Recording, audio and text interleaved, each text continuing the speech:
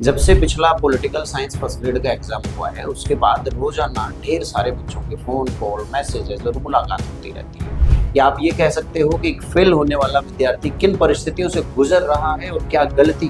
कोई भी व्यक्ति जो शिक्षण को व्यवसाय बना लेता है ना, उस मटेरियल की समीक्षा की थी उसी वक्त? नहीं करी थी सर, बिल्कुल नहीं करी थी। आपने खुद के पैरों पे कुल्हाड़ी मार ली कि आप कुल 55-60 में से परफॉर्म करोगे, वो 75 में से कर रहे हैं। हर कोई सक्सेसफुल व्यक्ति से तो बात करता है क्योंकि सफलता को सलाम करते हैं। हमारी प्रवृत्ति, हमारी टेंडेंसी समाज की ऐसी ही है कि आप असफल क्यों हुए, क्या कभी आपने इस कारक पर बात की? आज हमारे साथ एक ऐसे ही साथी आए हैं। सीधा कहूं तो ये गुप्ता जी, आप पूरे राजस्थान के उन फेल होने वाले साथियों का प्रतिनिधित्व कर रहे हैं। या आप ये कह सकते हो कि एक फेल होने वाला विद्यार्थी किन परिस्थितियों से गुजर रहा है और क्या गलती की, शायद आपको अपनी छवि इनके अंदर नजर आ जाए। मैं कोशिश करता हूँ आपकी समस्या की तह तक पहुंचने की। आगे पढ़ना बढ़ाना चलता रहेगा, फिर वही गलतियां तो नहीं कर रहे हो जो पिछली बार करी थी। चलिए शुरू करते हैं। गुप्ता जी, आपका स्वागत है। नमस्कार। नमस्कार। कहाँ से आए हैं ये बताइए? सर मैं अजमेर रोड बांकरोटा रहता हूँ। मेरा नाम प्रदीप गुप्ता है। कितने दिन पहले से कोशिश कर रहे थे या सोचा कि सर से मिलना चाहिए? ईमानदारी से। सर सोचा तो मैंने एक बार आपका वीडियो देखा था जब मैं एग्जामिनेशन की तैयारी कर रहा था। अनफॉर्चुनेट क्या है, जिस दिन मेरा आपसे मिलने का था उसी दिन हैवी रेन आ गई थी, तो मैं आपसे मिल नहीं पाया। फिर मैंने सोचा कि चलो बाद में मिलते हैं और ऐसा करके मैं आपका वीडियो देखता रहा और मोटिवेट भी होता रहा कि क्योंकि मैंने ये जीवन में देखा कि सर पॉलिटिकल साइंस के बहुत से हमारे गुरुजन हैं राजस्थान के अंदर में, लेकिन विद्यार्थियों के हित के बारे में बहुत ही कोई रेयर केस में बात करता है। नहीं, मैं आपको रोकूंगा यहाँ। देखो, एक बात हमेशा ध्यान रखना कि कोई भी व्यक्ति जो शिक्षण को व्यवसाय बना लेता है ना, ये एक ट्रेंड होता है। एक तो होता है मूल प्रवृत्ति व्यक्ति की और एक होता है उस व्यवसाय के लिए न्याय करना। दोनों अलग चीज है। जब कोई इस फील्ड में होता है ना, तो कभी भी आप अपनी भावनाओं को संतुलित रखा करो, क्योंकि हर कोर्स बेचने वाला या व्यापार करने वाला व्यक्ति अपने ग्राहक के साथ बड़ा पोलाइटली रहता है। एक तो ये मैं क्लियर कर दूं। तो सिर्फ वीडियो देख के ये कभी निर्णय मत लिया करो कि यार ये गुरुजी तो बड़े हितैषी थे। भाई जरूरी तो नहीं, मैंने कहीं दावा नहीं किया कि मेरी बातों से सबका भला हो या नहीं हो। ये तो देखो, वास्तविकता ये है कि आपने अपने लिए मेरी बातों से प्रेरित होकर यदि कोई कदम उठाया है तो ही आपका फायदा होगा। कोई गुरुजन आपकी नैया पार नहीं लगा सकता गाढ़ा मात्र, राइट है ना? अच्छी बात है आपकी भावना के लिए। चलो सीधा बातचीत को लंबी नहीं करेंगे क्योंकि आप भी दूर से आएंगे।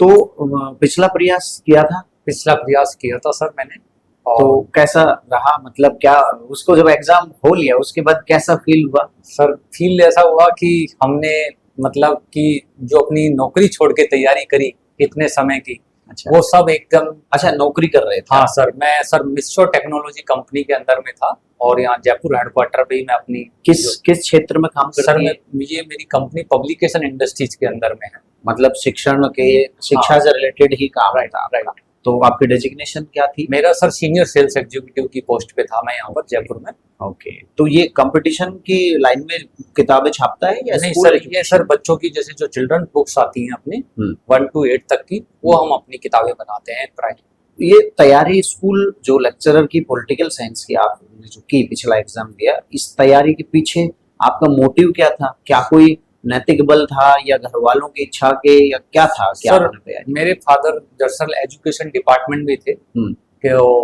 काफी लंबी समय से 25 साल से वो ऑन बेड ही थे। अच्छा। और उन्हें लाइलाज बीमारी थी मस्कुलर डिस्ट्रोफी, जिसका पूरे वर्ल्ड में इलाज नहीं था। हाँ। उनका एक विजन था कि उनका बेटा स्कूल लेक्चरर बने। सर मैंने 2020 में भी पेपर दिया था और फिर उसके बाद 22 में भी वैकेंसी निकली थी। तो लेकिन मैंने हर जगह गलती क्या करी कि मैंने कभी भी किसी गुरुजनों का साथ नहीं लिया, क्योंकि मैं शुरू से ही प्राइवेट सेक्टर में रहा हूँ और कोई डायरेक्शन मेरे पास थी नहीं। जिसने जैसे बताया वैसे कर दिया। दूसरी मैंने सर सबसे बड़ी गलती ये करी कि बार बार असफल होने के बाद में कभी भी रेफरेंस बुकों का साथ नहीं लिया। नहीं, मैं जितना पूछूं अभी तो उतना बता दो एक बार कि आपने एग्जाम अपने पापा के सपने पूरा करने के लिए। मेरे फादर का ये सपना था, उनके विजन को मैंने पूरा करने के लिए। जैसा कि हर बच्चे का होता है कि भाई घर वालों के लिए करूं।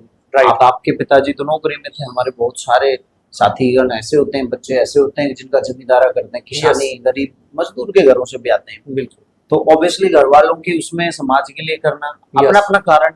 Yes sir. तो आपके पापा की इच्छा थी। ओके, तो सिर्फ इसलिए क्या आपकी इच्छा नहीं थी क्या? सर मेरी इच्छा तो इतनी, मेरे पिता की इच्छा ज्यादा से का सम्मान मैं करता हूँ, हालांकि इच्छा मेरी भी थी कि एक अपना फ्यूचर सिक्योर होगा। अब साथियों एक चीज यहाँ ध्यान देने की, आज की बातचीत से हम तमाम उन असफल विद्यार्थियों से बात कर रहे हैं, शायद आपके भी कारक इनसे रिलेट करें और आपको हो सकता है उन चीजों से मदद मिलेगी। अब यहाँ पे इन्होंने कहा कि इनके फादर की या परिवार वालों की इच्छा थी। देखो, अगर मूल कारक, आप अपने कर्म का मूल जो कैटालिस्ट है वो किसी अन्य की इच्छा को रखते हैं, तो सब परिणाम आने में भी संशय है। सबसे बड़ी बात है कि आपके अंदर से वो चीज आ रही है कि नहीं आ रही। यहाँ दो शब्द है, एक मोटिवेशन होता है ना, मोटिवेशन, और एक होता है मनोबल। अभिप्रेरणा में मनोबल में अंतर है। तो आप अभिप्रेरित हो सकते हो कुछ समय के लिए बाह्य कारकों से, वो अस्थायी होती है, पर जब अंदर अंदर से डिमांड आती है ना, एक जील जिसे कहते हैं, तड़प, तो वो वास्तव में ले जाते। तो पहला कारक तो ये कि सिर्फ भाव आवेश में आके, सिर्फ भावनाओं बस बह के यदि हम कोई बहुत बड़ा निर्णय लेते हैं तो उसके लिए फिर बड़ी ही मेहनत की जरूरत पड़ेगी, या फिर सफलता में उतना मुझे संशय है थोड़ा सा। चलो कोई नहीं। तो क्या आपने फेल हुए? अच्छा, पेपर दिया तो कैसा महसूस हुआ ये बताओ। सर पेपर देख के तो ऐसा लगा कि ऐसा जिंदगी के अंदर में ये पेपर आया है कि क्या है यार, ये समझ से बाहर लगा हमारे को, क्योंकि इतना बड़ा पेपर। क्यों पढ़ा नहीं था क्या? पेपर पढ़ा, लेकिन उसमें पेपर पढ़ के ऐसा क्यों लगा कि जिंदगी में सबसे ही बाहर आ गया? क्यों मटेरियल नहीं पढ़ा? सर मटेरियल पढ़ा, लेकिन उसमें 65 पेजेस और इतना डिस्क्रिप्टिव पेपर वो, तो ऐसा लगा कि ये पेपर बनाया है या हम 11th-12th के लिए हमें लेक्चरर बनना है या किसी यूनिवर्सिटी का। अच्छा, बिल्कुल अपनी बातचीत है ना। हाँ। आप ये समझो कि आज ही मेरे ऑफिस में कैबिन में आराम से आप मिलने आए हो, बहुत नॉर्मल बातचीत है, बिल्कुल मौलिक ही जवाब देना। पेपर देखते ही चौंक गए, तोते उड़ गए, ये क्या पूछ लिया। चलिए, मैं इसमें थोड़ा दूसरा सवाल पूछूंगा। मैं ये पूछूंगा कि सबसे पहले आपको पेपर देखते डर लगा कि हुआ, लेकिन आपको पेपर देते समय क्या अपने मटेरियल पे ध्यान गया था कि यार मैंने तो जो पढ़ा हुआ है ही नहीं, ऐसा सोच आई थी? बिल्कुल आई थी सर। क्यों, ऐसा क्या पढ़ा था आपने? सर मैंने मॉड्यूल्स का ही सहारा लिया था। अच्छा। और मॉड्यूल्स का सहारा लेना ही, मैं एक तरफा डिसीजन करके सिर्फ मॉड्यूल्स के ही भरोसे रहा। किसी भी जो पॉलिटिकल साइंस के जितनी भी जो हमारे ग्रंथ हैं, हिंदी ग्रंथ अकादमी की किताबें हैं, या किसी राइटर्स हैं जो आज हमारे ग्रंथ के रूप में, चाहे वो BL कश्यप, BL फड़िया हो, सुभाष कश्यप हो, SP वर्मा हो या SL वर्मा हो, इन सब किताबों का मैंने सहारा नहीं लिया। तो ये मुझे ऐसा लगा कि ये मेरा मेजर मिस्टेक था।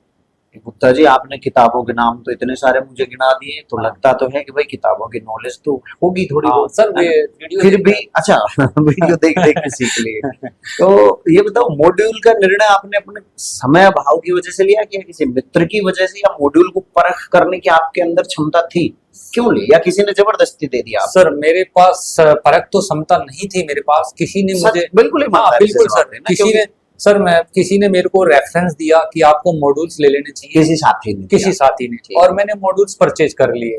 और मैं मॉड्यूल्स परचेज करके जैसे ही अपनी नौकरी स्विच करी, उन मॉड्यूल्स के ही बिहाफ पे मैंने तैयारी करी, और फिर मैंने बहुत बड़ी डिफरेंट भी खाई। मतलब अब मैं उस बिंदु पर बात कर रहा हूँ कि मटेरियल चयन के समय सावधानी या असावधानी आपको बर्बाद कर सकती है। Right sir. अच्छा, मैं यहाँ बीच में एक चीज जरूर कहूंगा। देखो, पॉलिटिकल साइंस की दुनिया, अब पहली बात तो आप कामकाजी व्यक्ति हो, बहुत सारे स्टूडेंट भी कामकाजी हो सकते हैं, दूसरे सब्जेक्ट के भी होते हैं। अब इसको पॉलिटिकल साइंस जैसे विषय में सिलेबस को जब देखते हैं ना, तो अब मैं खुद धर्म संकट में पड़ जाता हूँ कई बार कि कितनी किताबें बताऊं, आखिर हर अध्यापक ऐसे ही पढ़ता होगा। तो मॉड्यूल लेना या मॉड्यूल की पढ़ाई करना कोई पाप नहीं है। राइट भाई, आखिर स्टूडेंट जाएगा कहाँ पर? राइट। तो आपसे कोई पाप थोड़ी हुआ है। लेकिन समझिए जरा, आप उस वक्त तो आपको नहीं पता था ना कि इनमें से कुछ आएगा कि नहीं आएगा, क्योंकि उससे पहले प्रचलित है या अच्छा रहा होगा तभी तो दोस्त ने बताया। राइट। वो आपका आई थोड़ी चाहता होगा। बिल्कुल सर, है ना। एक ऐसा डिसीजन लिया आपने जिसका आपको परिणाम का नहीं पता था। Yes sir. परिणाम तो अप्रत्याशित हुआ। अप्रत्याशित। भाई, आपने थोड़ी सोचा था कि ये गलत हो जाएगा। नहीं सोचा। अब यहाँ देखो, ये बिंदु में लिख लेता हूँ, मटेरियल चयन में जरा सी लापरवाही आपको कहाँ ले जा सकती है ना। यहाँ आपसे जो गलती हुई, अब मैंने 2 बिंदु लिखे हैं। सबसे पहला, डायरेक्शन नहीं थी। डायरेक्शन, आपके आपके पास डायरेक्शन नहीं थी, कोई बताने वाला नहीं था, कुछ भी नहीं था। तो आम विद्यार्थी को क्या करना चाहिए, जब आप नए विषय से आते हो या नए क्षेत्र में आते हो, तो उस विषय के थोड़े अनुभवी व्यक्ति, कम से कम ऐसे व्यक्ति जो पूर्वाग्रही नहीं हो, जिसका अपना स्वार्थ नहीं हो उस विषय, या आपको जो सलाह देगा ना उस सलाह में उसका कोई स्वार्थ नहीं हो, ऐसे से राय लो आप हमेशा। तो ठीक डायरेक्शन हो सकती है। दूसरा बिंदु आता है कि मटेरियल चेन में आपसे गलती हुई, आप सभी राजस्थान के फेल होने वाले बच्चों से गलती हुई है, जाहिर है परिणाम ने साबित कर दिया। तो मटेरियल चेन में मैंने कहा कि पहला बिंदु तो है कि जब उपलब्ध ही नहीं है तो क्या ले, भाई वही लेंगे जो मार्केट में है। दूसरी बात, इतनी सारी किताबें एक बच्चे के लिए संभव नहीं होता पढ़ना, तो कोई गुरुजी पैसा ले लो भाई, मेहनत आप कर लो और लिख दो, हमें तो नोट्स लिख के दे दो। स्वाभाविक है, ऐसा आपने भी किया होगा और आगे भी कर सकते हैं, कोई बुराई नहीं, पर सावधानी रखना यार, दोनों ही संभावना है कि उनमें से 100% आ भी सकता है, मतलब नौकरी लग भी सकती है और नहीं भी लग सकती, दोनों संभावना हो सकती हैं। कोई व्यक्ति मास्टर जी अच्छा या बुरा नहीं होता है, वो प्रासंगिक है या नहीं वो तो पेपर साबित करेगा, है ना। तो अब आपको सावधानी क्या रखनी चाहिए थी, जो आपसे बड़ी भूल हुई है, हमें कुछ मूलभूत अध्ययन सामग्री को हमेशा आधार के रूप में अपने पास रखना चाहिए। वो कभी भी मॉड्यूल को मुख्य अध्ययन सामग्री नहीं बनानी चाहिए, उसको सहायक सामग्री के तौर पे लेना चाहिए। बिल्कुल गलती हुई, बिल्कुल। तो फिर सवाल आता है कि सर बुक्स या किसको हम मूल आधार बनाएं। आपको 100-250 किताब लेने की जरूरत नहीं है। अब मैं जब सिलेबस को बता रहा था तो मैंने खुद ने महसूस किया कि सिलेबस को मैक्सिमम 80% या 90% भी कवर अगर करना पड़े तो प्रत्येक टॉपिक की कम से कम 3 किताबें बन रही हैं। अरे भाई ये तो 250-300 किताबें हो जाएंगी, तो मेरा तो व्यवसाय है, मैं तो पढ़ लूंगा या कैसे भी करके उसको इकट्ठा कर लूंगा, कंपाइल कर लूंगा। लेकिन तो यहाँ जो सबसे बड़ी गलती आपसे होती है मटेरियल की, मटेरियल में मैं कह रहा था कि आप किसी का भी ले सकते हो, मॉड्यूल लेना तो एक मजबूरी होती है, मजबूरी। मॉड्यूल अच्छा या बुरा तो बाद में साबित होता है, पर वहां आपसे मूल भूल जो हुई है और आप कोई भी मत कर रहा, आप नया जो प्रयास है ना, इसमें तो कम से कम ये गलती मत करना। आपको कुछ आधारभूत बुक लेनी चाहिए। तो प्रश्न ये है कि सर आधारभूत बुक कौन कौन सी लें। मेरा ये मानना है कि आप मैक्सिमम 4 किताबें खरीद सकते हो, इससे ज्यादा खरीदना भी मत। आज मैं अपना ये मान लो कि ये मेरा इस लाइन में सारभूत बात बोल रहा हूँ आपको, मैक्सिमम 4 किताबें, क्योंकि उनको आप आसानी से पढ़ सकते हो। भाई एक तो कोई भी आईआर के संबंध में आपको क्या रहना है, एक मूलभूत किताब ले लेनी है केवल, कोई भी ले लो जिसमें अंतरराष्ट्रीय राजनीति को समझने की जो थ्योरीज है, उसके उपागम जो है पढ़ने के, वो उसमें दिए गए। ठीक है, कोई भी ले लो, कोई फर्क नहीं पड़ता इसमें आईआर के। हाँ, दूसरा आप आते हैं सिद्धांत की, कि सिद्धांत की आप अपनी वैसे निर्णय तो अपने विवेक से ले, लेकिन मुझसे अगर पूछे कि मैं अगर तैयारी कर रहा होता तो मैं हिंदी माध्यम में ये जो मेरे पास किताब है, मुझे ये क्लियर कर दूं, मुझे किसी पब्लिकेशन से कोई वो नहीं मिलता है। कभी ये सोचो सर बता रहे हैं तो उनका कोई इशू होगा। आप थ्योरी की ये उच्चतर आधुनिक राजनीतिक सिद्धांत देखो, प्रोफेसर एसएल वर्मा, मैं ईमानदारी से स्वीकार करूं तो पिछले पेपर में भी बहुत ज्यादा क्वेश्चन थ्योरी के, जिसे आपने ये सोचा होगा ना ये कहीं पता नहीं कहां से आ गए, वो सारे इस किताब में से मुझे तो मिल गए, फिर आपको क्यों नहीं मिले पता नहीं। आपको थ्योरी की केवल एक किताब लेनी है, दूसरी किताब एक आईआर की होगी। तो आईआर की सर वैसे कौन सी सजेस्ट? मैं किसी एक का नाम नहीं लूंगा, ओके, किसी का भी आप उसे खरीद के देखें अपने खुद, क्योंकि विद्यार्थी तत्व वो होता है जो किसी का अंधभक्त नहीं होता। आप खुद से अपना मिलान करें कि ये टॉपिक है, इसमें ये टॉपिक है, कवरेज है कि नहीं, फिर मुझसे आप फोन करके पूछ सकते हो फर्दर गाइडेंस के लिए, सर ये ले लो, तब मैं बता दूंगा। ठीक है, तीसरी किताब जो आपकी पॉलिटी को कवर करेगी, पॉलिटी का बैरेक्ट जो है, आप एक बड़ी गलती करते हो सारे के सारे विद्यार्थी, आपसे भी हुई है ये गलती, बैरेक्ट को लें, केवल बैरेक्ट, बैर कहते हैं टुकड़ों में या मूल प्रारूप में जो अधिनियम पारित हुआ था उसको। जैसे पंचायती राज पढ़ते हैं तो पंचायती राज का भी गुटका लो, बैरेक्ट लो, पंचायती राज अधिनियम। आप नगर पालिका टॉपिक है तो नगर पालिका अधिनियम, तो ये बैरेक्ट ले लो, भारत का संविधान, किसी का भी ले सकते हो, मेरे पास तो ये स्पेसिमेन कॉपी है। ओके, तो ये तो हमारे यूनिक पब्लिशर्स वालों ने जो विधानसभा में कॉपी दी है उनमें से एक है। वो बता रहे थे सर 210 छपी हैं, तो एक आपके लिए है, 200 एमएलए के लिए है, कुछ जो बची उनकी लाइब्रेरी में उन्होंने उपहार में दी है, विधानसभा की लाइब्रेरी में। तो आप कोई सा भी ले सकते हो, जैसे इलाहाबाद से एक प्रकाशित होता है वो भी ले सकते हो, अपडेटेड हो, बस अपडेटेड। तीनों भी देखो, थ्योरी की हो गई, आपके पास पॉलिटी की मूल किताब हो गई, आईआर की हो गई। चौथा आता है कि सर कंपैरेटिव या इस तरह की क्या पढ़े, तो आप तुलनात्मक में, मैं आज भी कहूंगा सीबी गेना जी की पुरानी वाली जो मोटी किताब आती है, तो चौथी आप तुलनात्मक में सीबी गेना जी की ले सकते हैं। ठीक है, तुलनात्मक, आप अगर ध्यान से देखें ना, पीछे रखिए, देखो सीबी के ना, तुलनात्मक राजनीति और राजनीतिक समस्या। बिल्कुल रखिए सर। अच्छा, लोगों के पास ढेरों किताबें हैं, ज्यादा खरीदने की जरूरत नहीं है, 4 किताब होगी, क्लियर। बेरेक्ट हुई, सीबी गेना की तुलनात्मक राजनीति हुई, आईआर में कोई भी आप एक मूलभूत ले लीजिए, और एक क्या है कि डेली का करंट आप चाहे जिस भी स्रोत से पढ़ें, उसे पढ़ें खुद से और रजिस्टर करते चलें। सबसे अच्छा जो स्रोत होता है मेरे हिसाब से वो रहता है, आप पीआईबी ले सकते हो, प्रेस इंफॉर्मेशन ब्यूरो जो है, वो क्या है, भारत सरकार का ऑथेंटिक है, ये मानिए। और सरकार के जितने भी विभाग होते हैं, अर्थात कार्यपालिका के तमाम विभाग, खेल से संबंधित हो, पर्यटन से, विज्ञान से, चिकित्सा से, विदेश मामलात से, हर तरह के, वो पर डे क्या किया जाएगा, कौन सा एग्रीमेंट हुआ, कहाँ क्या हुआ, उसकी प्रेस विज्ञप्ति जारी करते हैं, उसकी डिटेल देते हैं, पूरी डिटेल। ऑथेंटिसिटी के मामले में तमाम यूपीएससी के पेपर हो, आरपीएससी के हो, उच्च लेवल का जो आता है ना करंट, वो सारा वहीं से पेपर बनता है। Okay, clear sir. PIB, press information bureau, website पर देख लो, हिंदी सेलेक्ट कर लो, अंग्रेजी नहीं आती हो तो अंग्रेजी वाले अंग्रेजी कर लो, मूल स्रोत वहां से देखो। कुछ अच्छे अखबार जो लिखते हैं, जैसे आप आदत डाल लो यार इनकी, तो ये तो जीवन शैली है। जैसे आप सुन सकते हो बीबीसी हिंदी, सुन सकते हो, लल्लन टॉप पे दुनियादारी आता है, उसको देख सकते हो, कहीं से भी जहां आपको लगे। मनोरंजन सा भी हो गया और करंट भी हो गया, जियो पॉलिटिकल मामले हैं, अंतर्राष्ट्रीय जो घटनाक्रम है, उनको अपडेट रहो, एकदम अपडेट रहो। बस ये 5 कदम आप ऑथेंटिसिटी या मूल मटेरियल के रूप में उठाना। बाकी आप किसी भी गुरुजन से ले सकते हो। आज के सिनेरियो में मैं ये कहूंगा कि इतने सारा सिलेबस कंपाइल करने के लिए आपको किसी न किसी की सहायता तो लेनी पड़ेगी। अब आप चाहे, आपका ट्रस्ट मेरे ऊपर है तो मेरी मदद ले सकते हो, किसी और की। यहाँ गलती हुई। अब आगे मुझे बताइए कि क्या आपने जो मटेरियल पढ़ा, उस मटेरियल की समीक्षा की थी उसी वक्त? नहीं करी थी सर, बिल्कुल नहीं करी थी। क्या उसका जो कर रहे थे कि खुद कितना खोया कितना पाया, खुद का परीक्षण किया था? नहीं किया सर, बिल्कुल। तो इसका मतलब है कि तीसरा सबसे बड़ी जो गलती आपसे हुई कि स्व परीक्षण या टेस्ट नहीं दिया। नहीं दिया सर, बिल्कुल भी नहीं दिया। भाई ये तो गलती है।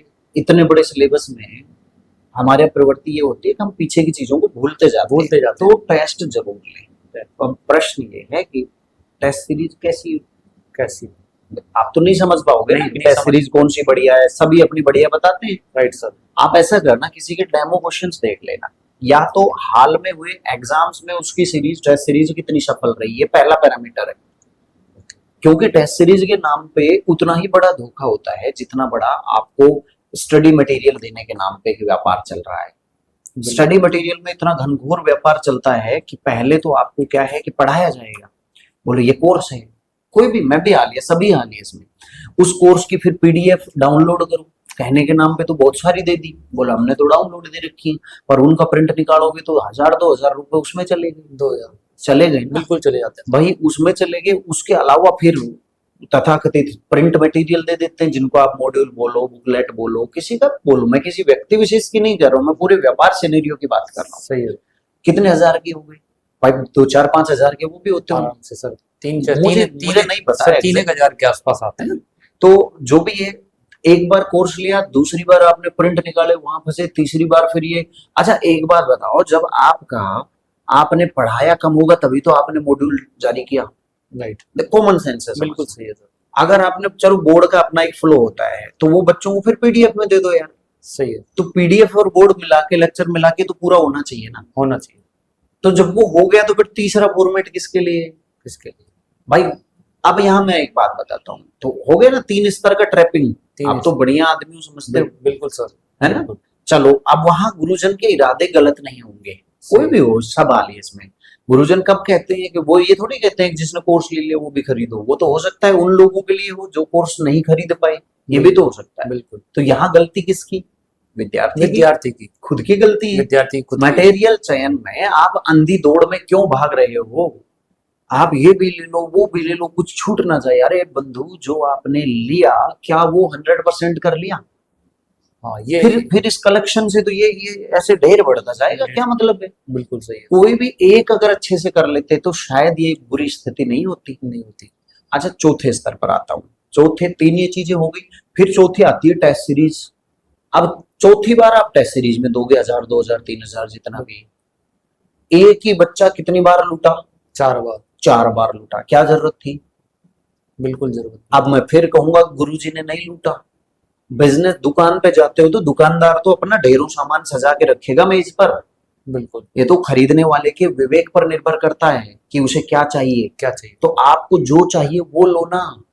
अरे भोले बंधुओं, भोले प्राणियों, आप सारा ढेर ऐसे जाके पेट चौड़ा कर दिया आपने, तो ये भी ले लूं, वो भी ले लूं, सब कुछ ले लूं, पता लगा लास्ट में रिवीजन किसी का भी नहीं हुआ। किसी का भी नहीं। आपके साथ ऐसा ही हुआ क्या? बिल्कुल सर, ऐसे ही। पक्का? पक्का सर। अब समझ में आ रही है कि आ रही है। बीमारी, तो ये बीमारी जब आदमी अगर अपने खाने पीने में, जीवन शैली में, सोचने में खुद से ध्यान दे ले तो डॉक्टर के पास आने की जरूरत ही नहीं रही। नहीं है। तो बड़ी चूक आपकी कहाँ? मटेरियल चयन के वक्त आप सटीकता रखें। पहली बात तो आधारभूत किताबें कितनी रखें? सीमित रखें। मैंने नाम बता दिया। फिर आप चाहे तो किसी एक का गाइडेंस ले सकते हो, पर उस पर अटूट विश्वास रखें। अब मैं उदाहरण दूं, बेनीवाल जी से असंतुष्ट व्यक्ति मेरे पास आते हैं, मेरे आगे आके उनकी बुराई कर देते हैं। मेरे वाले बच्चे हो सकता है उनके पास चले जाते होंगे, उनके और तीसरे गुरुजन है, मान लो कोई बाड़मेर में बैठा है, कोई जयपुर में बैठा है। बच्चों को इस प्रवृत्ति से बचना चाहिए। बचना चाहिए। हम लोग सभी के सभी जब व्यवसाय करने आए हैं तो अपनी अपनी क्षमताओं के हिसाब से, अब वो अलग है, किसी में नैतिकता कम होती है, पूरा का पूरा पैसों की तरफ ध्यान देता है, किसी में नैतिकता थोड़ी ज्यादा हो सकती है कि वो पैसा प्राथमिकता नहीं, अपनी इज्जत और जो है छवि को ध्यान देता हो। तो ये तो आपको फैसला लेना है। बिल्कुल सर। आपके घर तो नहीं गए ना वो, नहीं गए सर, थोपने तो नहीं गए ना जबरदस्ती पैसा दो। ये हमारा सविवेक तो निर्णय था। फर्स्ट ग्रेड ऑफिसर बनने जा रहे हो यार, गजेटेड अधिकारी बनने जा रहे हो, और आपको मटेरियल तक की समझ नहीं है, तो रुकिए, जल्दबाजी मत करिए। आज आप आए कि नहीं आए? अगला कदम लेने से पहले किसी सक्षम व्यक्ति से बैठ के अच्छे से समझ लेना चाहिए। उस अपनी परिस्थिति खुल के बताओ, डॉक्टर से, मास्टर जी से, और मैं तो बस 2 ही कहता हूँ, तीसरा तो आजकल कोई नहीं है। डॉक्टर और मास्टर से अपनी मूल समस्या पर गहराई से बात करो। मान लेना, ये गांठ बांध लेना कि अगर मास्टर होके, मतलब अध्यापक होके, और वो आपको समय नहीं दे पा रहा है, व्यक्तिगत आपका मॉनिटरिंग नहीं कर पा रहा है, वो कैसा गुरु? Right sir. मैं तो नहीं मानता, किसी को बुरा लगी तो ना कोई बात, मैं उसको बिल्कुल नहीं मानता हूँ। आप भीड़ तो क्या मेरे पास नहीं आते होंगे क्या? आते हैं। समझिए जरा, मुझे खत्म नहीं होना है भैया, मैं एक छात्र की तरह रहना चाहता हूँ। मैं 500 बच्चों को बैठा के पढ़ दूंगा तो सीमा है ना, 500 को तो नहीं बता पाऊंगा। बच्चों की अलग प्रवृत्ति, वो शर्म के मारे नहीं बोलते हैं।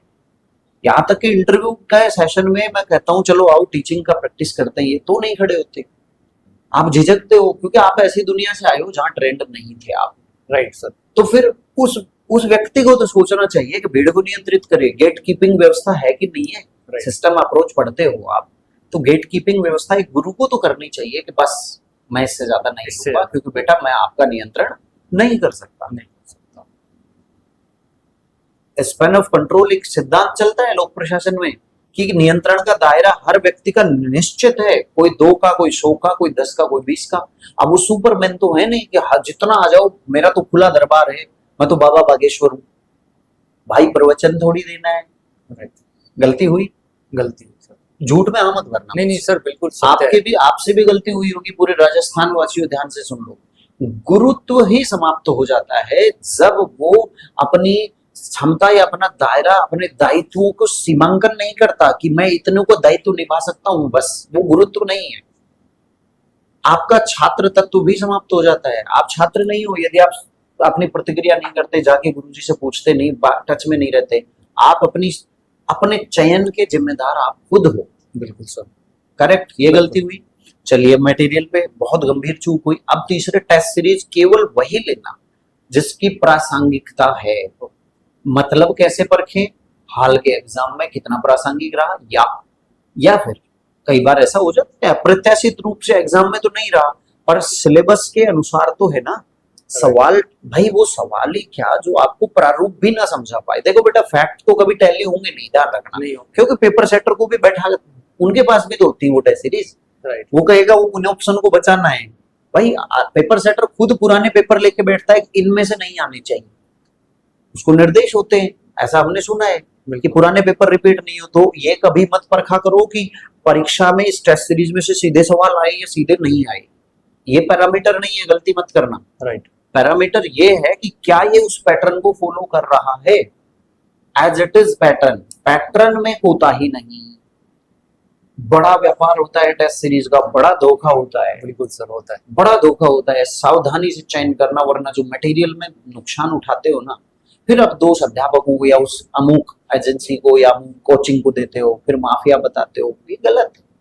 ये जो शब्द है ना, ये सरकार और एजेंसियों ने गढ़ा है, आप इसके अंदर श्रद्धा मत रहो भाई। कोई भी अध्यापक अपनी बेइज्जती करवाना नहीं चाहता, वो मैक्सिमम प्रयास करता है, और वो व्यवसाय में है तो वो मैक्सिमम ही यूटिलिटी की कोशिश करेगा या धन कमाने की कोशिश करेगा। क्लियर? Clear। गाली नहीं देनी चाहिए किसी को भी, नहीं दोस्त तो आपका है। मटेरियल चयन हो गया, समीक्षा में या अपनी टेस्ट सीरीज में आपने गलती की, राइट सर। तो अगले में भी वही दोहराओगे क्या? नो सर, सोच लेना। नहीं, अब नेवर सर, नेवर। अब मैं अगला सवाल आपसे पूछता हूँ कि एग्जाम होने के बाद रिजल्ट आया, तो सबसे पहले आपकी प्रतिक्रिया क्या थी? किसको गाली दिया आपने, किसको दोष दिया? बड़ा ईमानदारी से बताना सर। गाली तो ये दी थी भाई, निकलती है। हाँ। देखो बेटा, निकलती है। जब आदमी दुख पाया होता है ना, परिवार छोड़ के, नौकरी छोड़ के, गरीब माँ बाप का पैसा लेके शहर में आता है, तो वो निश्चित रूप से किसी को दोषी तो ठहराता है।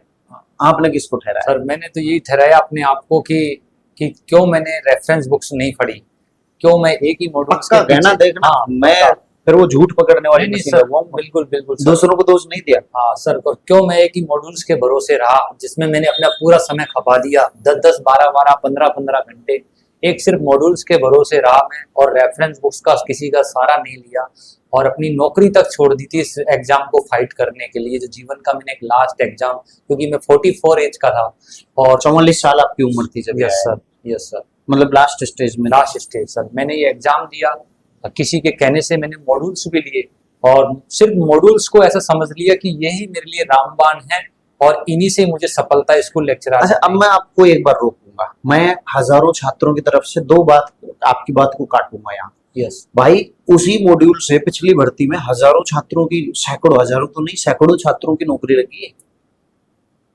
सैकड़ों छात्रों की नौकरी लगी है, तो वो अचानक रातों रात बेकार कैसे हो गई? एक तो वो छात्र सुन रहे हैं आपको, उनकी तरफ से मैं आपको सवाल करता हूं कि वो कैसे हो गए। आपके पास जवाब नहीं होगा, मैं इसका जवाब दे दूंगा।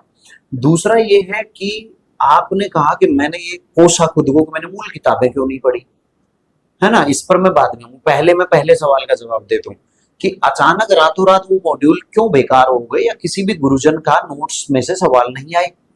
ये साजिश, वास्तव में एक साजिश लगा लो, एक सुधार का कदम लगा लो। ये एजेंसी कभी भी किसी के भी साथ कर सकती है। परीक्षा एजेंसी की ये एक फॉरवर्ड स्टेप था, तो वो अप्रासंगिक हो गई। वो सही गलत का प्रश्न नहीं है, वो अप्रासंगिक हो गए। तो अंततः इसमें दोष किसका है कि हम प्लान बी लेकर नहीं चलते। हम अपनी जिंदगी का पूरी गारंटी उसको सौंप देते हैं कि तूने 10,000 15,000 ले लिए, अब तेरी जिम्मेदारी है, तेरे नोट्स हैं तो भगवान है, नहीं है तो कुछ नहीं है।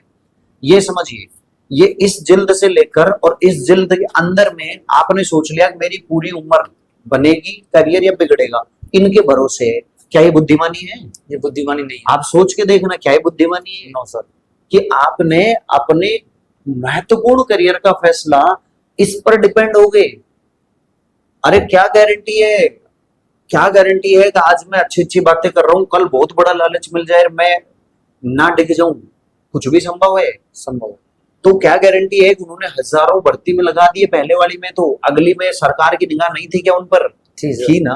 इतना बड़ा परिवर्तन सरकार करना चाहती है, और तो फिर आपको प्लान बी रखना चाहिए हमेशा। ये बात निकल कर आती है कि आपको किसी अतिरिक्त सामग्री ही बने रहने देना चाहिए। आपको उसे मुख्य सामग्री नहीं बनाना है। गोद खा गई ना, ऐसा चित्त हो, एक घोड़ा पछाड़ दाव लग गया। बिल्कुल लग गया। इस बार तो नहीं करेंगे ना ये गलती? No sir. उसको मुख्य सामग्री, या अच्छा, इसमें मैं दोष कुछ उन इंटरव्यू देने वाले छात्रों का भी मानता हूं जो सफल हो गए पिछली भर्ती परीक्षाओं में। देखो, आप उस वक्त भोले थे, मान लिया, लेकिन जब आप सार्वजनिक प्लेटफॉर्म पर जाते हैं ना, तो आप लोगों को ध्यान रखना चाहिए कि आपकी बातों को सुनकर राजस्थान के या देश के लाखों युवा इसको फॉलो करेंगे। तो आप कह देते हैं कि मैं तो अमुक गुरुजी के नोट्स पढ़ के पूरा लगा। अरे भाई, आपके उस कहने से वो गुरुजी को और उनके व्यापार को तो फायदा हो गया, लेकिन सुनने वाले लाखों और करोड़ों लोगों का करियर बर्बाद करने में आपकी उस इंटरव्यू का भी योगदान है। आपने ठीक है, कृतज्ञता बहुत अच्छी बात है, धन्यवाद ज्ञापित करना चाहिए, पूरी उम्र उस गुरुजन का धन्यवाद करना चाहिए, लेकिन कोई भी परिणाम कालजयी नहीं होता गुप्ता जी। नहीं, कोई भी परिणाम स्थिति सापेक्ष होता है। उस वक्त उस एक परीक्षा में तो वो प्रासंगिक था, पर आपके इंटरव्यू अगली परीक्षा के टाइम पे किसी ने देखा तो वो तो वही कर्म करेगा जो आपने रिकमेंड किया है, वही उसी गुरुजन या उसी नोट्स के पीछे भागेगा। बिल्कुल भागेगा ना, तो वो तो बर्बाद हो गया। तो उसमें उस सफल होने वाले व्यक्ति की इंटरव्यू का भी योगदान है। तो जिम्मेदारी से बोला करो मेरे भाई और बहनों, जो सफल हुए हैं ना, आपको कैमरे का चाव और चस्का नहीं लगना चाहिए, किसी ने बुला लिया और मैं गया, तो वहां आपको बड़ी जिम्मेदारी से, हम सार्वजनिक बोलते हैं, अपने छोटे भाई बहनों के करियर में एक महत्वपूर्ण रोल होने वाला है मेरे उस बात का। यस, आपने भी देखा था क्या किसी का इंटरव्यू? सच ईमानदारी से बता, किसी का? देखा था। तो नाम मत लेना पहली बात तो उसमें उसमें क्या बताया, उसमें भी बड़ाई की गई होगी। बिल्कुल सर, बड़ाई। पक्का पक्का तो, पक्का तो वो सुन के आपको क्या लगा कि अपन को भी ऐसा ही करना चाहिए। ले लेना चाहिए, और परिणाम आपके सामने। Right sir. आदमी बुरा नहीं है, उसके वो प्रयास बुरे नहीं थे, पर वो प्रयास उस समय प्रासंगिक थे, क्या गारंटी है कि अगली में भी होंगे? यस सर, प्लान बी तो जरूरी चाहिए ना। जरूरी चाहिए। अगली भर्ती सामने है, गलती मत करना। फिर कह रहा हूं मैं, आपको कभी भी सुनी सुनाई बातों पर यकीन नहीं करके, यकीन करो एक स्तर तक, पर अपने अनुसार प्रासंगिकता के उपाय जरूर करो। आगे बढ़ते हैं। ये क्लियर हो गया आपका डाउट या नहीं? हो गया। आप भी कमेंट करके बताओ आपका डाउट क्लियर हुआ या नहीं। अब मुझे ये बताइए, टेस्ट सीरीज का क्लियर हुआ? बिल्कुल। कैसे परखोगे कि ये टेस्ट सीरीज प्रासंगिक है कि नहीं? सर एज ए डेमो के रूप में डेमो टेस्ट देख लो। राइट। और हाल के पेपर में जो आए हैं ना, उन पेपर का टॉपिक वाइज को इतनी जहमत तो उठा लो यार, कि जो टॉपिक वाइज सवाल आए, थ्योरी से ये आया, कंपैरेटिव से आया, उनको एक पन्ने पे लिख के तो रख सकते हो टेबल पे। बिल्कुल। उनसे मिलान कर लो कि क्या वो उस पैटर्न को फॉलो कर रहा है तो ले लो आंख बंद करके, कोई बुराई नहीं है। नहीं कर रहा है तो नहीं लेना है। क्लियर? टेस्ट सीरीज बहुत बर्बादी का घर होता है, बड़ा टाइम खा जाती है, पर टेस्ट सीरीज अत्यंत जरूरी है। अभ्यास जितना निकालोगे, क्योंकि सवाल कोई कठिन नहीं होता, ऑप्शन कठिन होते हैं। ऑप्शन पर तो आपके दिमाग को ये पढ़ने की आदत पड़ जाएगी कि ऐसे ऐसे ऑप्शन बन सकते हैं, ऐसे ऐसे क्रॉस चीजें बनाई जा सकती है। कहने को तो ये पॉलिटिकली ये डायरेक्ट मैंने बताया, पर इस डायरेक्ट में ऐसे ऐसे सवाल बना दिए कि हवा नहीं लगी बच्चों। तो अभ्यास जरूरी है, अभ्यास। और उस अभ्यास की पुस्तिका या अभ्यास टेस्ट सीरीज को परखने के लिए हाल लेके आए प्रश्नों को उठा लेना, नहीं है तो वो बेकार है, कचरे में फेंक दो उस टेस्ट सीरीज और उस बनाने वाले दोनों। मैं खुद बना रहा हूं, मैं दिन रात जाग के मैं आपको किताब दिखाऊं तो मैं खुद बस मेरे दिमाग में एक ही बात रखता हूं कि क्या मेरे हाथ से बना सवाल प्रासंगिक है, बस ये कर रहा हूं। तो चाहे धीरे बन रही है पर वो टेस्ट सीरीज है। इस तरह आपका कोई भी और अभ्यास कोई कर रहा है तो आप ले सकते हो, किसी का भी ले सकते हो। क्लियर हुआ? अब बताइए आपके और क्या सवाल हैं और क्या जिज्ञासा है? सर सबसे बड़ी जिज्ञासा ये है कि जैसे जो नौकरी पेशा विद्यार्थी हैं वो कैसे मैनेज करें इतने बड़े एग्जाम को। स्कूल लेक्चरर जहां हमारे फर्स्ट पेपर है, सेकंड पेपर है, सब्जेक्ट कुल मिला के एटलीस्ट ये 17 सब्जेक्ट्स हमारे यहाँ होते हैं। तो एक नौकरी पेशा जो व्यक्ति सुबह से निकलता है, शाम को अपने घर पहुंचता है, उसके लिए एक बड़ा चैलेंजिंग टास्क होता है कि इतने बड़े कॉम्पिटिटर्स के रूप में एक अपनी सीट को कैसे सिक्योर करें। मतलब कामकाजी लोगों के लिए है ना? Yes sir. कि काम के साथ साथ कैसे इसको मेंटेन। मैं कहता हूँ आपकी संभावना एक जो बिल्कुल फ्री स्टूडेंट है ना उसके बराबर ही है, ये गांठ बांध लो। बल्कि कभी कभी तो मुझे ज्यादा लगता है अच्छा कि कामकाजी व्यक्ति इसका प्रबंधन कैसे करे, इस चुनौती का, है ना? यही सवाल है। Yes sir. मैं लिख लेता हूँ। कामकाजी व्यक्ति के पास दो चीज होती है, तो अनुशासित होता है। दूसरा क्या होता है कि हमारी प्रवृत्ति, साइकोलॉजी को समझना, हमारी प्रवृत्ति ये होती है कि जब हम कंटिन्यू केवल किसी पर कंसंट्रेट होके केवल 45 मिनट ध्यान लगा सकते हैं, मैक्सिमम बोल रहा हूँ। पिछले दिनों एक रिसर्च हुआ, उसमें ये बात बताई गई है, रिसर्च पेपर मैं डाल सकता हूँ अपनी सार्वजनिक प्लेटफॉर्म पर। पेंसिल्वेनिया यूनिवर्सिटी ने एक रिसर्च किया हार्वर्ड के साथ मिलकर, और उसमें ये पाया गया कि ये जो ध्यान की जो क्षमता है हमारी आजकल की पीढ़ी की, ये 45 मिनट से घट के 22 मिनट पे आ गया है। ओके। आधा, जस्ट आधा आ गया। क्यों आया? बोलो सोशल मीडिया के इन्फ्लुएंस और सूचनाओं की बाढ़ की वजह से। पहले आपके पास सीमित सूचनाएं होती थी तो स्रोत। भटकाव कम होता था। भटकाव। अब असीमित सूचनाएं होती है, असीमित स्रोत। आजकल का व्यक्ति हो गया है ये स्क्रॉल करने वाला। पहले टेस्ट मैच चलते थे, फिर वनडे, अब 2020, मुझे लगता है आगे एक ओवर के मैच ना हो जाए कहीं, तो व्यक्ति फटाफट ऐसे, अब वो सूचना आती है बाढ़ की तरह चलती जाती है, तो आपका ध्यान कंसंट्रेशन का स्पेन भी घट गया है। क्लियर? Clear sir. दूसरा उदाहरण और बताता हूँ। आप बेहतरीन, आपको जिसमें सबसे ज्यादा मजा आता है वो काम कौन सा है? सच बताना, जो जिसमें सबसे, आप खुल के बोल सकते हो, आप व्यस्क हो, अपन खुल के बात कर रहे हैं, मुझे देखने वाले भी 18+ के होते हैं। दुनिया में सबसे ज्यादा मजा आपको किस काम में आता है? बायोलॉजिकल सेक्सुअल एक्टिविटीज में हर इंसान को आता है ना। दूसरा, कंफर्ट फील करता है अपने बच्चों को खिलाने में। कोई नन्हा छोटा बच्चा है आपका ही, जो है जाया बच्चा है, उसको भी बोर तो नहीं होते? बिल्कुल। पर क्या कभी उसको आप 40 मिनट से ज्यादा खिला पाए हो? No. सच जवाब देना। नहीं। क्या आप बायोलॉजिकल सेक्सुअल एक्टिविटी जो होती है कंटिन्यूस इतने मिनट से ज्यादा कोई कर पाता है? नहीं। उसमें इन्वॉल्व रह पाते हो? नहीं रह पाते ना। और जब जो बहुत अधिक आनंद देती है तो उतनी विरक्ति भी देता है वो काम। तो इसे अपने जीवन में, पढ़ाई में भी डालो। आप कुछ भी पढ़ रहे हो उसको एक झटके में केवल इतनी ही देर पढ़ो, उसके बाद चाहे 2 मिनट का ब्रेक ले लो। कैसा ब्रेक? वहीं उसको आंखें हटाओ और आराम से बैठ के उसको मनन करो, इधर उधर पानी पी लो, जस्ट सिप ले लो, फिर लग जाओ, एक रेस्ट दो। कंटिन्यू हम मशीन नहीं है, तो समझो अपने फिनोमेना को, बायोलॉजिकल फिनोमेना को। ये बड़ी दिक्कत है, आप समझते नहीं हो। कामकाजी व्यक्ति में भटकाव कम होता है, खाली व्यक्ति में भटकाव ज्यादा होता है। तो आपको बधाई हो कि आप क्या है, कामकाजी हो। काम के साथ 6 घंटे भी अगर सटीक मटेरियल के साथ पढ़ा जाए, सटीक मटेरियल और सही रिवीजन अगर किया जाए, समझना दोनों बातों को, सटीक मटेरियल और सही रिवीजन किया जाए, तो आपके 6 घंटे उस लाइब्रेरी में बैठकर जो जवानी बर्बाद कर रहा है, खपा रहा है, उसके 13 घंटे से बढ़िया आपकी पढ़ाई हो सकती है। क्लियर हुआ? क्लियर। कॉन्फिडेंट रहो, नौकरी नहीं छोड़नी है, ठीक है, क्योंकि एक अतिरिक्त तनाव क्यों पैदा करो भाई? परिवार चलाने का तनाव और आ जाएगा। बिल्कुल नहीं लोगोगे तो हो जाएगी कचरा। और कोई सवाल बताओ, इतनी दूर से आए हो, बहुत सवाल लाए होंगे आप। सर, सबसे बड़ा है कि जो हमारा फर्स्ट पेपर होता है, अभी जैसे हमारा एग्जाम हुआ, तो मेरे साथ जो भी जितने भी भाई बहन हैं, हम लोगों का फर्स्ट पेपर क्लियर नहीं हुआ। तो एक फर्स्ट पेपर के अंदर में जहाँ 11 के आसपास सब्जेक्ट्स हैं और इसके बाद हमारा पॉलिटिकल साइंस का है, तो उसके अंदर में हम कैसे बैलेंस बना के चलें? तो पहले तो देखो, एक बात मैं क्लियर करूं कि आप है ना सिर्फ अपनी समस्या पर बात करो, लोगों की क्या है हमें दावा नहीं करना है। बहुत नॉर्मल रखो, ये अपनी दोनों की बातचीत है ना। राइट। या मेरे ऑफिस में मेरी किताबें हैं, अलमीरा है और कुछ नहीं है, तो औरों की समस्या वो जाने, आपकी समस्या से वो रिलेट कर रहे होंगे तो वो खुद महसूस करेंगे कि हाँ ये तो मेरी भी समस्या है। यस। तो आपका ये है पहले पेपर और दूसरे पेपर में संतुलन कैसे करें, ये बहुत बड़ा वो है भाई। कोई जादू की छड़ी नहीं है, नियमितता ले आओ, नियमितता। अब इसमें ये बात ध्यान रखना कि जितना पेपर में नंबरों का वेटेज है, नंबर ज्यादा किसके हैं? सब्जेक्ट के। टोटल कितने का पेपर होता है सब्जेक्ट का? सब्जेक्ट का 450 का, दोनों का मिला के पर सब्जेक्ट 300 का 300 नंबर का हुआ 150 सवाल। यस, है ना। और वहां पे कितने का हुआ सर? 150 का। 150, 75 सवाल। 75 क्वेश्चन 150 का, तो जस्ट आधा हो गया, है ना, एकदम आधा। और अगर इसको हम 3 से गुणा कर दें तो ये 1/3 होता है उसका। राइट। सब्जेक्ट का 1/3। तो अपना समय भी ऐसे ही दो, 1/3 समय दो किसको?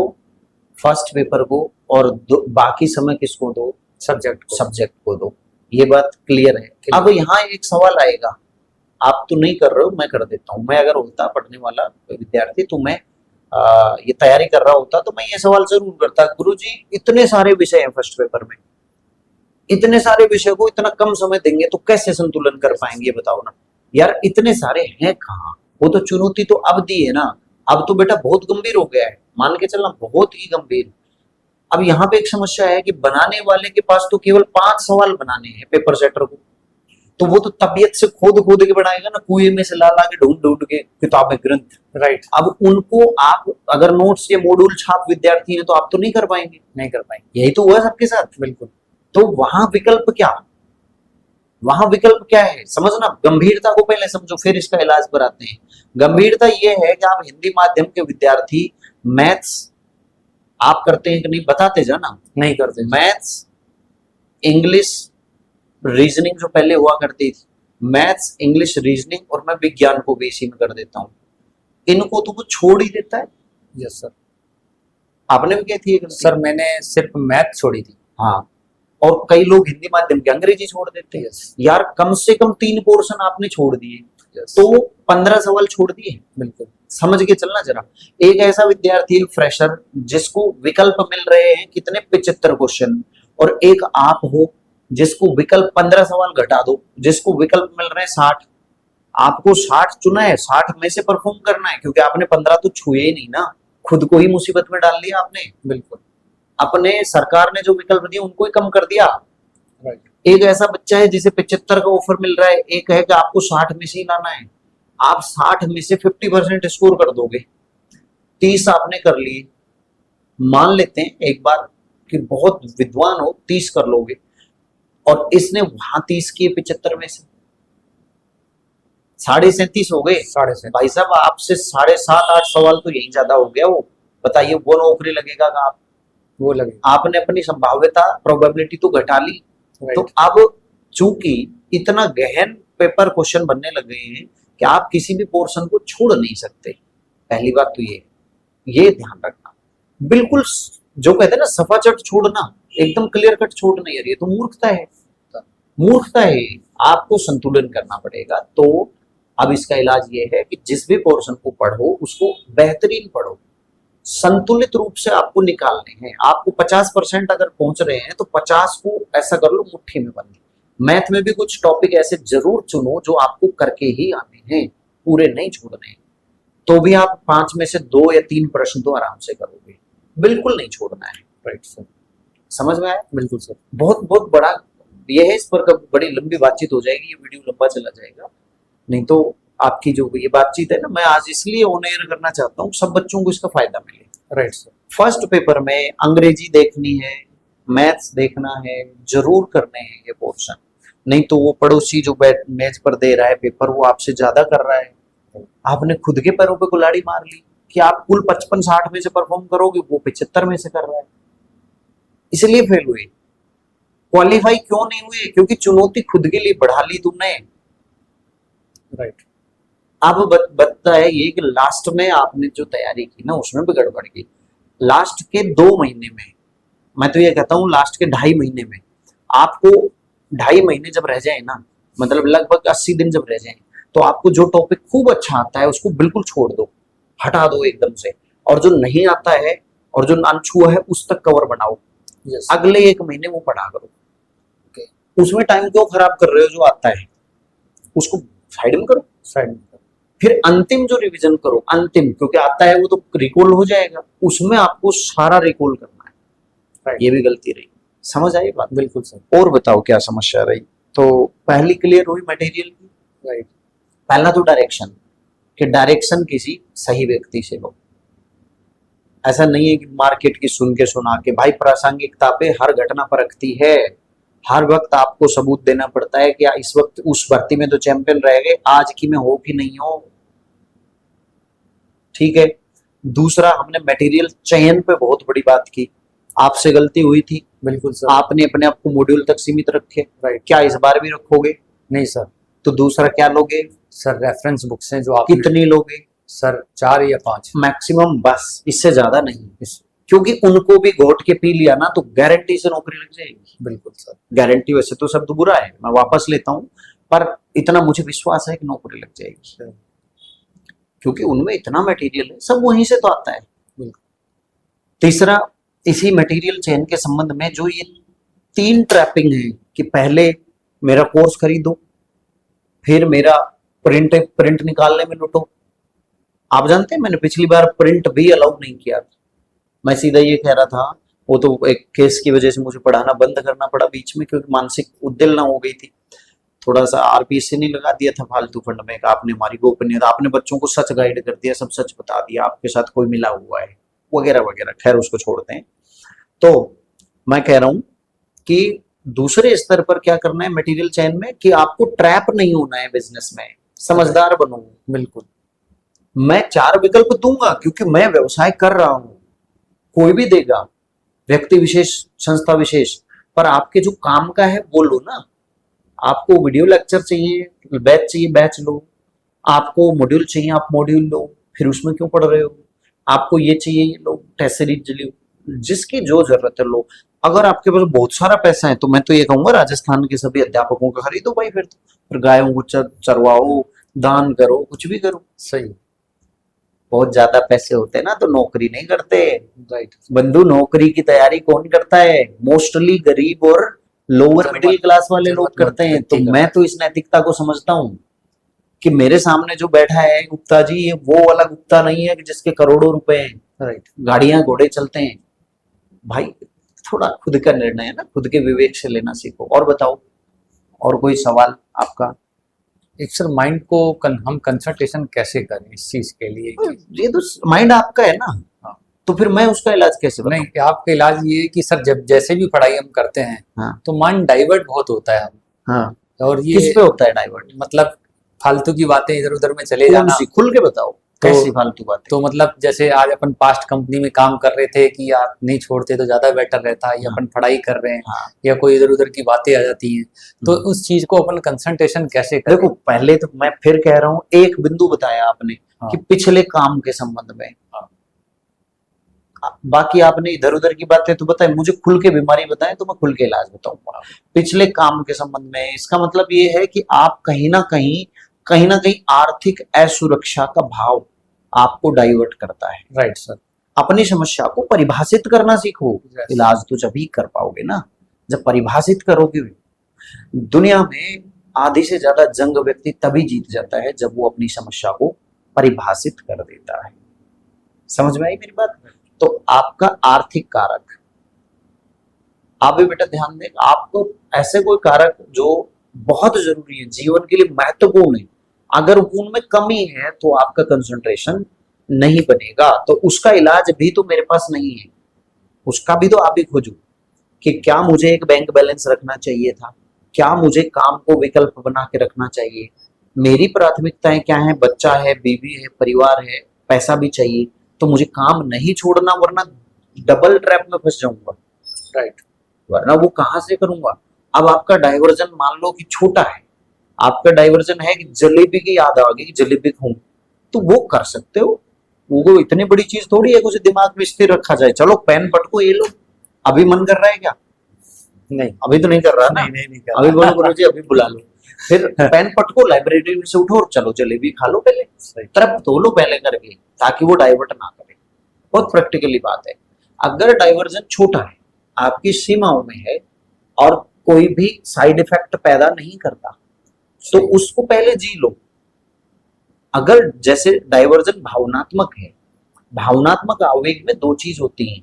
अगर आपकी उपलब्धि है, आप जिससे भावना जुड़ी है वो उपलब्ध है, नजदीक है, तो आप अपनी भावनात्मक शांति के लिए उससे मुलाकात करो, मिल लो, व्यवहारिक बात है।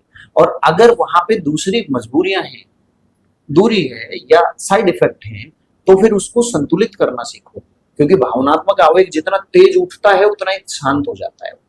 वो एक क्षण होता है कुछ, क्योंकि हार्मोनल हमारी केमिस्ट्री ऐसी होती है कि हार्मोन्स बहुत तेजी से रिएक्ट करके फिर डाउन आ जाते हैं, तो वो नियंत्रित हो सकते हैं। समझ में आया? डाइवर्जन की समस्या अपनी अपनी है, तो उसके इलाज भी अपने अपने हैं। किसी गुरु से उम्मीद मत करो कि वो आपको, मैंने बताया, आशा करता हूं आपको आप संतुलित कर लोगे। बिल्कुल। और बताएं, बस क्लियर? आपका आना सार्थक हुआ। तो जैसे हमारे गुप्ता जी ने अपनी पिछले असफलता की कारकों में बहुत सारे कारकों को पहचाना, जिसमें सबसे महत्वपूर्ण कारक जो निकला कि आपका मोटिवेशन का फैक्टर क्या दूसरा कोई व्यक्ति है, वो मोटिवेशन हो सकता है, मनोबल नहीं। अंततः सफलता हमें अंदर से जागृत होने पर मिलती है। दूसरा कारक निकल के आया कि आप जो भी कोई फैसला लो वो पूर्ण विवेक और समझदारी से लो, चाहे मटेरियल चैन से रिलेटेड है, क्योंकि ये पूरा इनका परिणाम मटेरियल चैन पर निर्भर करता है। आप फेल हुए, उसका एक मार्क पढ़े तो सभी थे ना, ये लाखों बच्चे भी पढ़े थे, पर अप्रासंगिक हो गया मटेरियल, तो सर्वाधिक बुद्धि, क्षमता और पैसा ये समझने में लगा दो कि क्या अमुक व्यक्ति का मटेरियल मैं ले रहा हूं वो सही है। इसमें मेरा एक सुझाव है कि जो आपको तथ्यात्मक पुलंदा ना देके समझ बना दे विषय के प्रति, उसको सरल करना सिखा दे, उस व्यक्ति से गाइडेंस लेना ठीक रहता है। ठीक रहता है मेरे हिसाब से। Right, बाकी आप अपना अपना निर्णय खुद सक्षम है, बिल्कुल प्रैक्टिकली बता रहा हूँ। Right. क्योंकि ऐसे व्यक्ति से क्या फायदा है जुड़ने का, वो जगह देगा आपको। बिल्कुल फिर अभ्यास आप खुद करेंगे, सारी चीज खुद करेंगे, तो बनाने वाले को बढ़ा दो। पेपर कहाँ से बढ़ाता है वो? अधिकतम किसी व्यक्ति को टारगेट कर रहा है, उसके नोट्स को टारगेट कर रहा है, तो आप पे तो कुठाराघात आने से रही। Right. क्योंकि मरेंगे डूबेंगे तो उसके बच्चे डूबेंगे। मैं बहुत व्यवहारिक बात करता हूँ, क्योंकि जो सिंगल प्लान पे चलता है पॉलिटिकल में, वो बर्बाद होता है। बर्बाद। वो जमाने गए कि 2015 में इतना सरल पेपर आया, कोई भी 81 सवाल संविधान के आ गए थे, बताओ। बिल्कुल फिर सही, कोई भी नौकरी लग गई। उस वक्त तो बच्चों ने हाय तौबा नहीं मचाई। नहीं मचाई। गलती तो वहां भी थी, कैटेगराइजेशन में गलत तो वहां भी हुआ था ना, बहुत गलत हुआ था। गलत हुआ था। थ्योरी से नहीं आए, पढ़ने वाले सारे बच्चे बाहर हो गए थे 2015 की में, और जो नहीं पढ़ने वाले थे सिंपल सरल कि ऐसी लेके एक महीने में पढ़ के लोग नौकरी लग गए थे। वास्तव में तब अगर मांग उठा देते पढ़ने वाले लोग, तो आज ये नहीं होता। नहीं। अप्रासंगिक बातें, आयोग ने जो कुछ किया, बहुत बुरी तरह से बच्चों के साथ धोखा, हत्या कर दी एक तरह से पढ़ने वालों, तो ये बातें तो नहीं हो पाती। पर आप समय पे तो मांग उठाते नहीं हो। आज मैंने केवल इस पूरी बातचीत में आपसे हुई गलतियों की समीक्षा करने की कोशिश की है। Right sir. आपको अगली कदम में क्या क्या सावधानियां रखनी है, उन पर बात की है। अब दूसरे पक्ष या आयोग ने या पेपर सेटर ने क्या किया, मैंने उस पर कोई बात नहीं की, क्योंकि हमारे हाथ में ना तो उन्हें सुधारना है, नहीं है ना, नहीं। हम खुद को सुधार सकते हैं। राइट। सार्वजनिक हित का मामला आप सार्वजनिक मंच पर उठाओ। सेव द पॉलिटी अभियान चल रहा है, आपको उन बच्चों का साथ देना चाहिए, बिल्कुल निश्चित देना चाहिए, क्योंकि विषय के साथ मैं भी हूँ, आप भी हैं, हम सब उसी के ऊपर टिके हुए हैं। तो सार्वजनिक मांग को सार्वजनिक मंच पे जरूर उठाओ, और आप कम से कम नहीं उठा सकते तो जो उठा रहे हैं उनका साथ दो। साथ भी नहीं दे सकते तो कम से कम विरोध तो मत करो, बात समझिए। बिल्कुल, ताकि उनका मनोबल तो मत गिराओ। मनोबल नहीं। तो सार्वजनिक प्रयास प्लस निजी प्रयास मिलकर सफलता पर जाता है, ठीक है। व्यक्ति पर दोष देना बंद करो, मटेरियल की समीक्षा करो। पिछला मटेरियल अप्रासंगिक हो गया तो इस तरह की प्रवृत्ति में दोबारा ना पड़े। मूलभूत किताबों को ज्यादा पुलंदा लेने की जरूरत नहीं। मैं इतना ही कहूंगा। अब आप उम्मीद करता हूँ आपको सारा सब कुछ सॉल्व हो गया। बिल्कुल सर, ठीक है, अगली बार नहीं होगी ना? नहीं हाँ, तो आप आशा करता हूँ अगली बार मिठाई लेके आओ। बिल्कुल। चलिए, आप सभी को भी बहुत बहुत शुभकामनाएं, और अपनी तैयारी को इस प्लान बी को लेकर, आधारभूत किताबों को साथ में लेकर, छोटी सी, बहुत ज्यादा नहीं, आप आगे बढ़िए। मैं जितेंद्र यादव आपके साथ हमेशा था, हूँ और रहूंगा। आपको मेरे गाइडेंस की जब जरूरत है, मटेरियल की जरूरत है, किसी भी तरह की जरूरत है, तो मेरे कॉन्टैक्ट नंबर है ही इस चैनल पर। आप जब चाहो आकर मिल सकते हो, ऑफिस में स्वागत है। एप्लीकेशन में पढ़ना चाहो, एप्लीकेशन में अपनी सुविधा के अनुसार पढ़ लो। प्रत्यक्ष पढ़ना चाहो, वहां पढ़ सकते हो। हमारा काम पढ़ाना है। नमस्कार।